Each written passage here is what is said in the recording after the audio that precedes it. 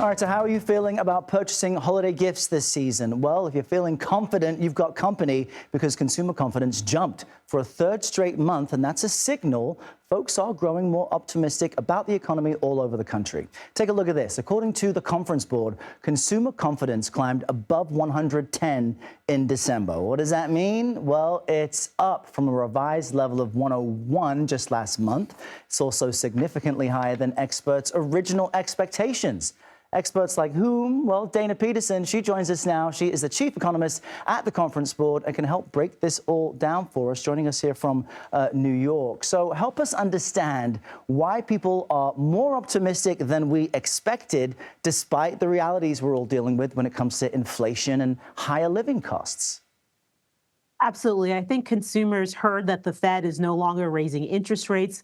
They saw that mortgage rates have come off, and they're also feeling less pressure from inflation. So I think all those pieces put together means that consumers are feeling a little bit better, not only about their current situation, but also about the future. Some of this worries me, though, Dana, because if you add all of that together, credit card interest rates are higher. People still need to pay these credit card bills come January. So how much of this confidence may be an example of being overconfident in what's really in their wallets?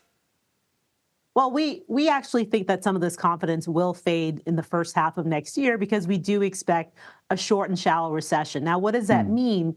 It means that consumers are going to be having to face their student loan debts. They're not going to see their wages grow as rapidly. And they're also going to have to pay back those credit card bills and also those buy now, pay later loans. So we think all that's going to kind of come to a head. But certainly heading into the holiday season, it seems like consumers are feeling a little bit of relief that prices at the pump aren't as high and that maybe they can start thinking about buying a house. If not now, maybe next year.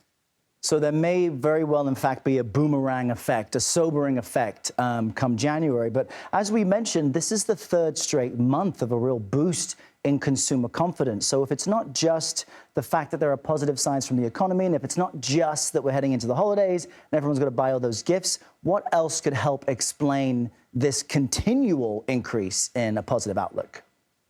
Well, much of the increase actually happened in December. The other 2 months are pretty minor. So something material happened from November to December. And again, I think it's because consumers, when we ask them, what are the things that you're thinking about, they're saying that their finances in the future are probably going to be better. They're saying they think interest rates are going to be lower in the future. And all those things are positives in terms of helping them feel better about themselves right now. And maybe even 6 to 12 months from now. And as you well know, it's not just about the fundamentals in the economy, but this level of confidence signals a level of optimism that can have a knock-on effect when it comes to products and companies.